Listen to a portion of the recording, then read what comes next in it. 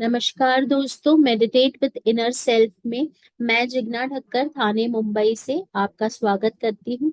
आज हम spiritual reality का पार्ट 6 देखेंगे, एनलाइटनमेंट। हम भाग 6 देखेंगे, आध्यात्मिक सच्चाई का। तो चलिए बढ़ते हैं स्पिरिचुअल रियलिटी की सफर पे।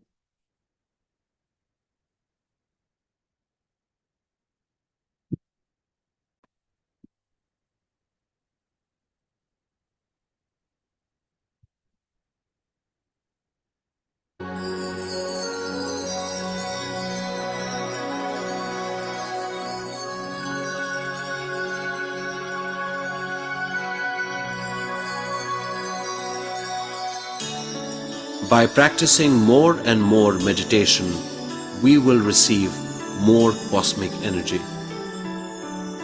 Cosmic energy improves our involvement in whatever we are in. By more and more total involvement with body, mind, self, we understand in total about the situations. This understanding is nothing but knowledge.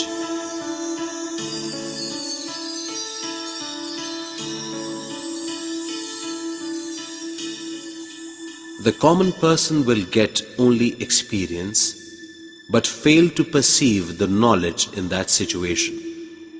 It is because he experiences the situation with physical understanding alone. But a meditator will understand the situation in total. It is so because he knows that he is not just the body. He knows that he just stays in the body. He understands that the situations are for his evolution. After experiencing all meditational experiences and implementing it in our practical life, we will get great understanding. This understanding opens up several thousand doors, which gives new dimensions of perceptions in our life. Our understanding, our perception, and our knowledge expands a lot. This leads to the expansion of our consciousness, which is nothing but having wisdom. We experience this state of wisdom as a 1,000-petal golden lotus.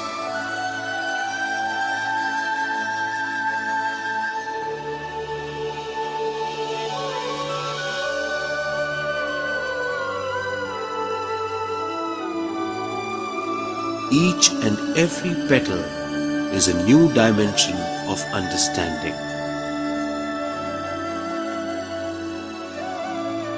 By perceiving more and more dimensions, we understand more and more knowledge of other existences.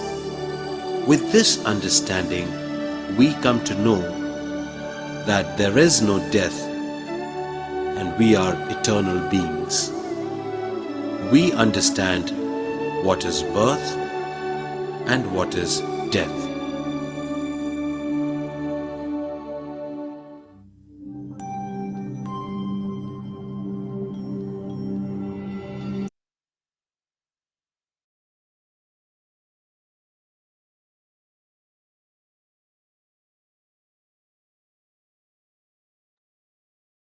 So friends, we understood what is knowledge in this video. One moment.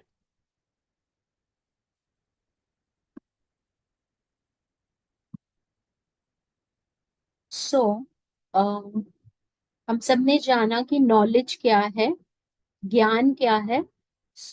अगर आप किसी को भी ये video के बारे में कुछ भी क्लैरिटी नहीं मिली हो या कोई भी क्वेश्चन हो, क्वेरी हो, तो आप पूछ सकते हैं। नहीं तो हम मेडिटेशन की ओर आगे बढ़ेंगे। Start with the meditation. हम आनापानसती मेडिटेशन करेंगे। आना मतलब आती हुई सांस, अपाना मतलब जाती हुई सांस, और सती मतलब उसके साथ रहना। और हम मेडिटेशन पोस्चर एक्वायर करेंगे, जैसे कि हम एक स्थिर सुखासन में बैठेंगे।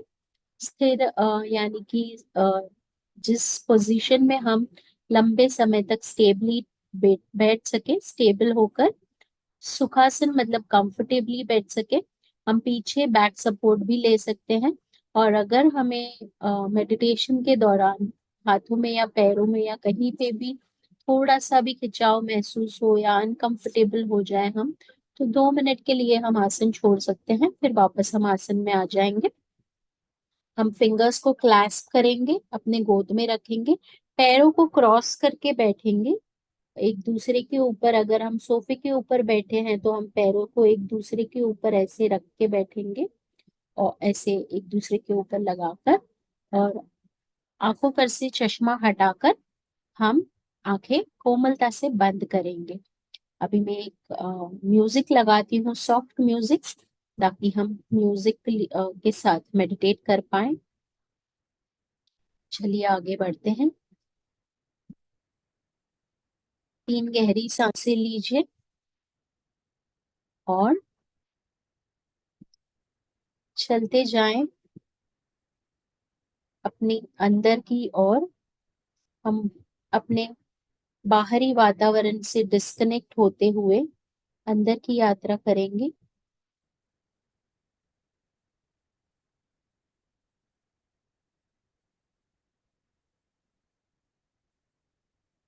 हम अपने सारे गुरुओं का आवाहन करेंगे।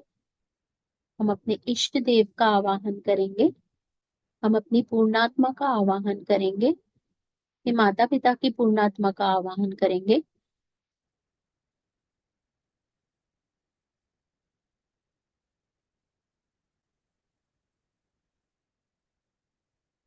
पितामह ब्रह्मर्षि पत्री जी, महाअवतार बाबा जी, परमहंस योगानंद जी, युक्तेश्वर गिरी महाशय, लाहड़ी महाशय, सप्तर्षि मुनियों का आवाहन करेंगे।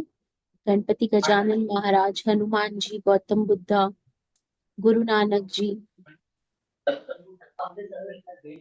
लॉर्ड शिवा, सभी का आवाहन करेंगे। आज मैं पितामह ब्रह्मर्षि पत्री जी का म्यूजिक लगाने जा रही हूँ फ्रेंड्स। हम उन्हीं की आवाज में उनके साथ आज मेडिटेट करेंगे। तो चलिए आगे बढ़ते हैं।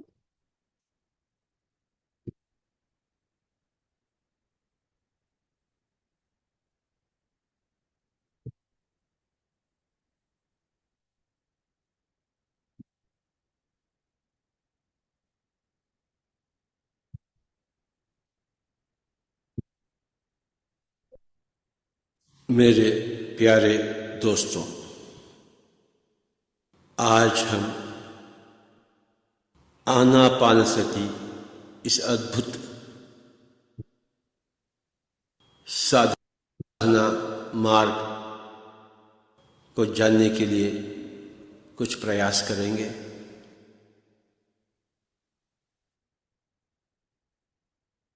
आनापानसति नामक यह शब्द पाली भाषा से संबंधित है।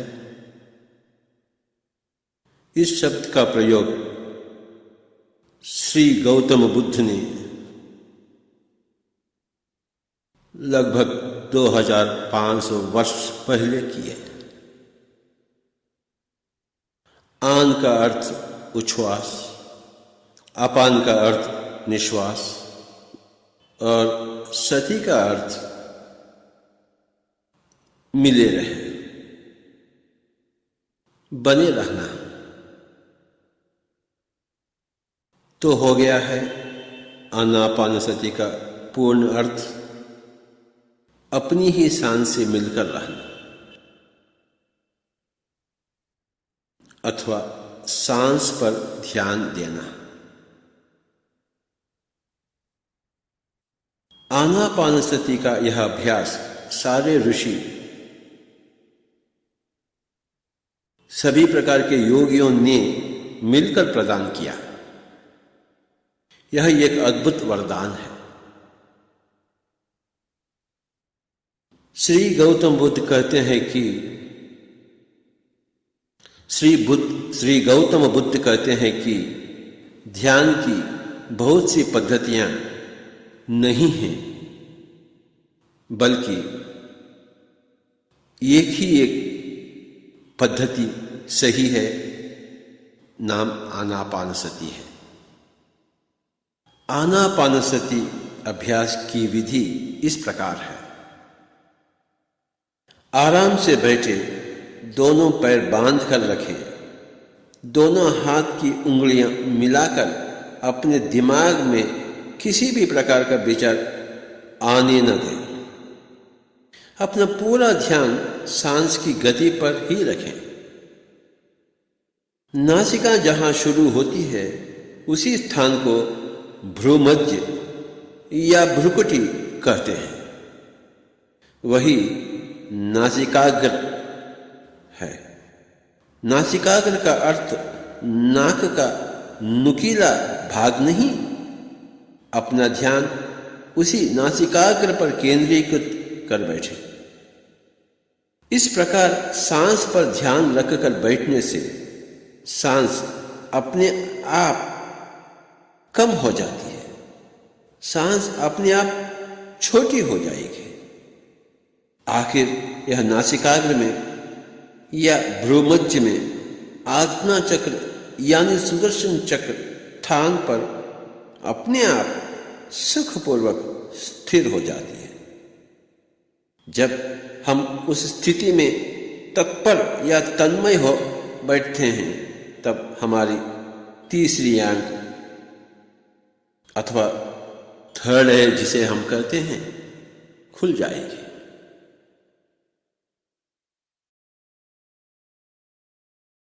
तीसरी आंख खुलने में जो विस्फोट होता है उसी को विपस्सना कहते हैं।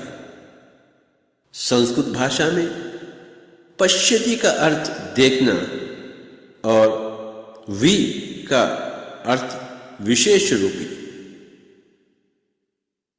तीसरी आंख की दृष्टि यानी अंग्रेजी भाषा में थर्ड आई विजन कहते हैं।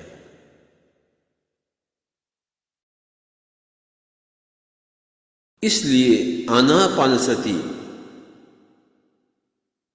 विपस्सना दशा को हम हर दिन अभ्यास करना चाहिए। इस प्रकार के अभ्यास से सभी लोगों का ध्यान प्राप्त कर सकते हैं। उन लोगों से संबंधित आत्मज्ञान, विज्ञान प्राप्त कर सकते हैं। इससे संपूर्ण रूपी बहिर्मुखी विकास कर सकते हैं। इस प्रकार के इस ध्यान को कहीं भी बैठकर कर सकते हैं दोस्तों, चटाई पर या बिना चटाई के कहीं भी बैठकर कर सकते हैं। अपने पैर फैलाकर भी बैठ सकते हैं। यदि कुर्सी पर बैठे तो अपने पैर क्रॉस कर बैठे, दोनों हाथों की उंगलियां को मिलाकर बैठे। जो बैठ नहीं सकते हैं, जो बूढ़े होते हैं, ऐसे व्यक्ति लेटकर भी अभ्यास कर सकते हैं। जो अच्छी तरह बैठ सकते हैं, जो स्वस्थ हैं, वे जरूरन बैठकर ही ध्यान का अभ्यास करें। शुरू में अंधेरे कमरे में बैठकर ध्यान करें। आनापानसति अभ्यास से पहले आधा लोटा पानी पी लें, बाकी आधा लोटा पानी अभ्यास के बाद पी लें। अभ्यास पूरा होने के बाद अपने दोनों हाथ दोनों आंखों पर रखकर धीरे धीरे आंखें खोलें। आनापानसति अभ्यास करते समय जहां तक हो सके वहां तक कमरे को अंधेरा बना लें। सामूहिक ध्यान से 3 गुना शक्ति प्राप्त होती है। बचपन से ही आनापानसति अभ्यास शुरू करवाना अच्छा है। हर दिन हमें आनापानसति का अभ्यास कितने समय तक करना चाहिए? कम से कम जितनी उम्र आपकी उतने मिनट अभ्यास करें। उदाहरण के लिए जिनकी उम्र 10 साल हो उनको 10 मिनट, जिनकी उम्र 20 साल हो तो 20 मिनट, जिनकी उम्र 30 साल हो तो 30 मिनट ध्यान में बैठे रहें। इस प्रकार ध्यान अभ्यास की आदत बनाते हुए समय को और बढ़ाते रहें।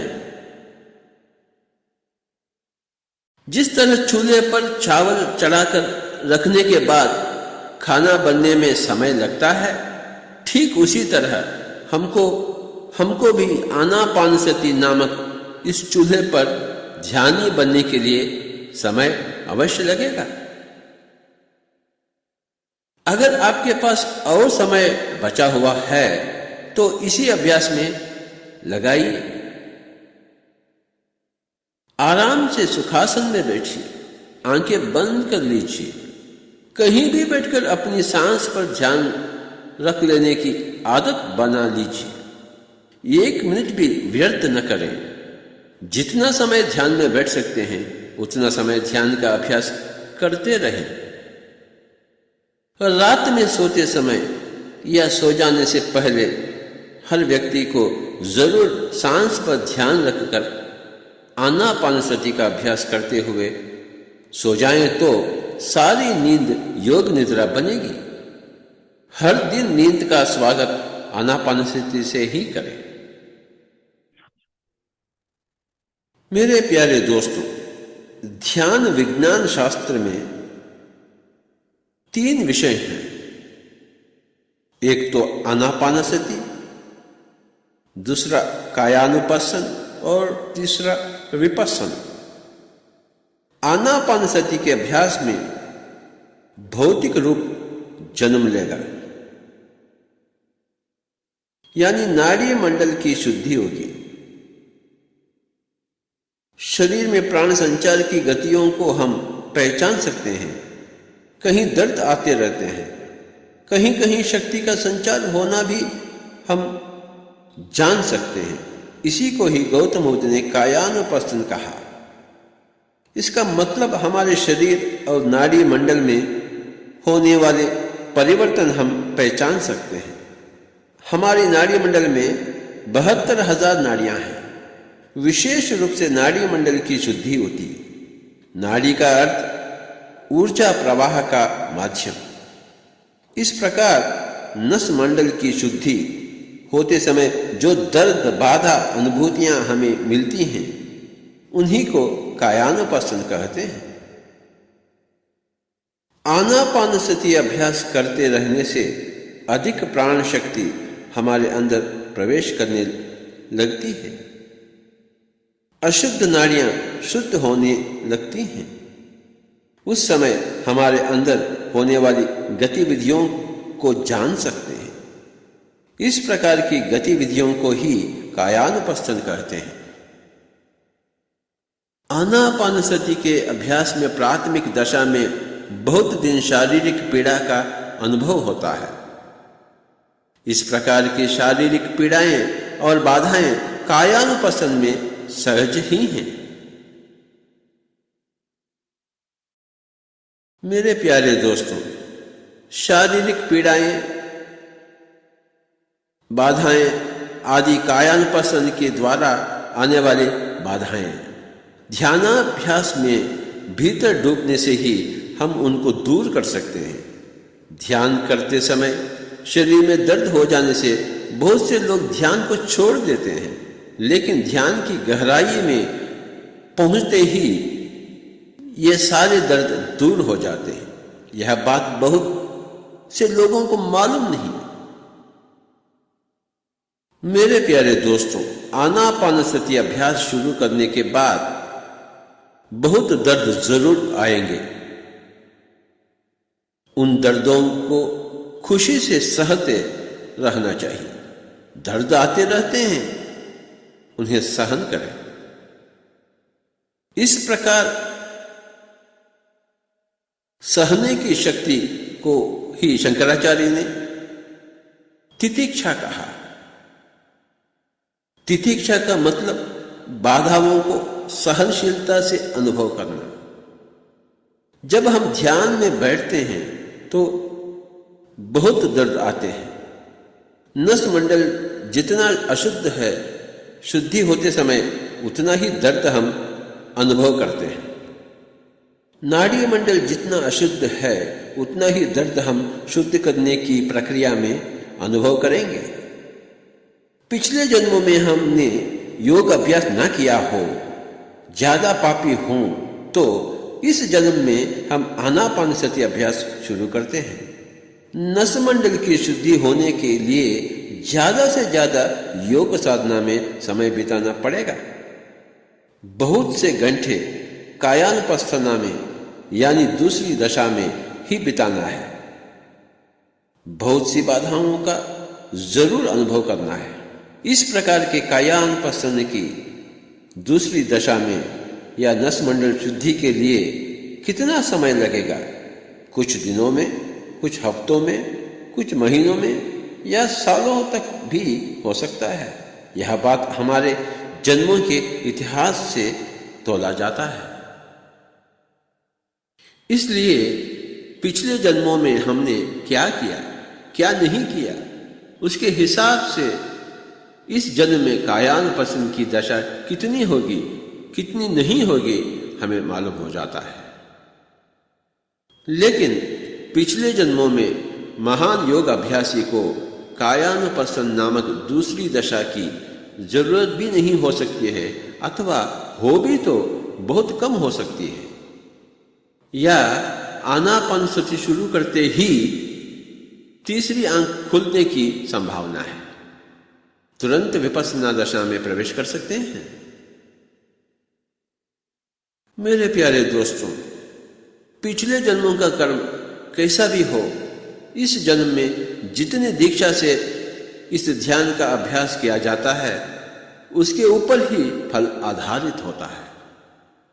ध्यान अभ्यास की दीक्षा लगन से करें तो 40 दिनों में किसी भी ध्यानी को कायानुपस्थन नाड़ी मंडल शुद्धि नामक यह दशा पूर्ण होकर विपश्यना दशा में तुरंत ही प्रवेश कर सकते हैं। 40 दिनों की दीक्षा को ही मंडल दीक्षा कहते हैं। इसे हनुमान चालीसा भी कहते हैं। हनुमान का अर्थ है श्वास का पुत्र बने, चालीसा का अर्थ है 40 दिन दीक्षा लगे हुए रहे। जीसस ने कहा कि आई फास्टेड फॉर 40 डेज। इसका मतलब जीसस ने 40 दिनों तक लगातार ध्यान किए हैं। उन्हीं की तरह हम भी दैव पुत्र बनने के लिए हमें भी लगातार ध्यान का अभ्यास जरूर करना चाहिए। 40 दिन इस मंडल दीक्षा में आनापानसति अभ्यास करें तो हर आदमी भी जरूर एक मास्टर बन जाएगा। पूर्णिमा की रात में ध्यान करने से अद्भुत अनुभव प्राप्त होते हैं। सामूहिक ध्यान से कुछ और अलग अनुभव होंगे। यहाँ आपके बीच में मास्टर्स बैठे रहते हैं। निश्चित रूप से आपका अनुभव भिन्न होगा। उस समय की ऊर्जा बहुत शक्तिशाली रूप से आकर शरीर और मन को खूब प्रभावित करेगी। पूर्णिमा के दिन आप बहुत आनंद पाएंगे। दूसरे दिनों में इतना हम नहीं पा सकते। पूर्णिमा की रात में ध्यान करने से हमें अधिकतम शक्ति का अनुभव होगा। मेरे प्यारे दोस्तों, जो ध्यान आप पिरामिड के बाहर 40 मिनट में प्राप्त करते हैं, वही ध्यान पिरामिड के अंदर 10 मिनट में प्राप्त कर सकते हैं। और एक बार हम सुन लेंगे मेरे प्यारे दोस्तों, आनापानसति का मतलब सुखमय प्राणायाम। हठयोग प्राणायाम में कुंभक रहता है। सांस लेने को पूरक कहते हैं, सांस छोड़ने को रेचक कहते हैं, सांस रोकने को, पकड़ने को, थंबित करने को कुंभक कहते हैं। सांस को अंदर नाक में रोकने का अंतर कुंभक, सांस छोड़ने के बाद रोकने को बहिर्कुंभक कहते हैं। कुंभक हठयोग प्राणायाम में प्रधान अंग माना जाता है, लेकिन बुद्ध योग प्राणायाम में कुंभक संपूर्ण रूप से निषिद्ध है। इसलिए यह आनापानसति सुखमय प्राणायाम सिर्फ पूरक रेचक सहित कुंभक रहित प्रक्रिया है। पिरामिड के नीचे ध्यान करने से शक्ति का संचार अधिकतम होता है। यह बहुत सरलता पूर्वक करने वाली प्रक्रिया है, कुछ भी कठिन नहीं है। मेरे प्यारे दोस्तों, आज हम आनापानसति का अभ्यास के बारे में बहुत कुछ जान चुके हैं। चलिए हम आगे बढ़कर ध्यानापद आनापानसति का अभ्यास करें। संगीत के साथ, नाद के साथ हम अभ्यास करें, खूब अभ्यास करें मेरे प्यारे दोस्तों।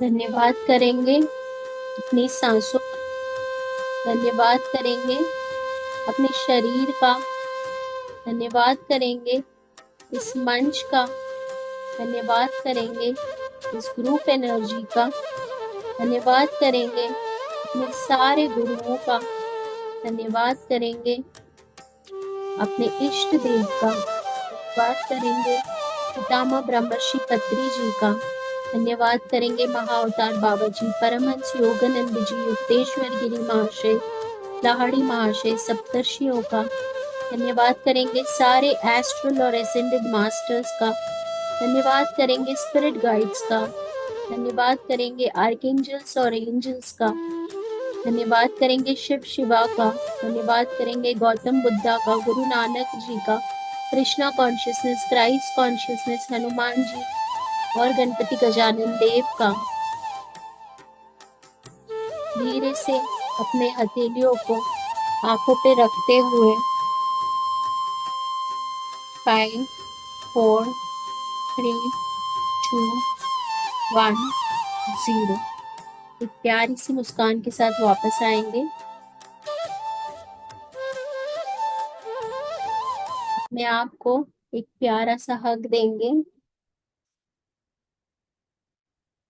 तालियों से गैदर की हुई एनर्जीज को अपने वातावरण में फैलने देंगे। अपने पास में रखे हुए जल के पात्र को हाथ में लेंगे, हम पानी को चार्ज करेंगे।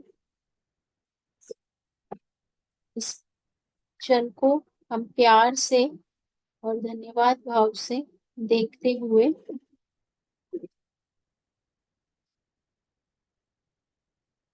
इसको हम यह संकल्प देंगे कि ये जल मुझे और मेरे समस्त परिवारजनों को मानसिक शांति, बुद्धि का विकास, आध्यात्मिक उन्नति और आत्मा को ऊर्ध्व गति देता है और मुझे अनकंडीशनल लव और सेल्फ लव करने के लिए प्रेरित करता है। जो भी यह जल पिएगा उसमें सारी एनर्जीज आ जाएगी। एक सिप पानी पीकर बाकी का अपने फैमिली के लिए रख दीजिए, अपने घर के जल के घड़े में आप डाल सकते हैं।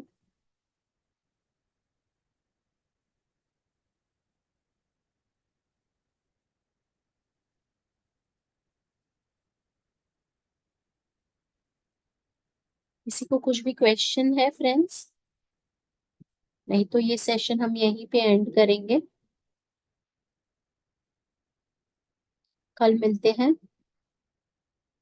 2:30 को आफ्टरनून में। Thank you friends for joining in.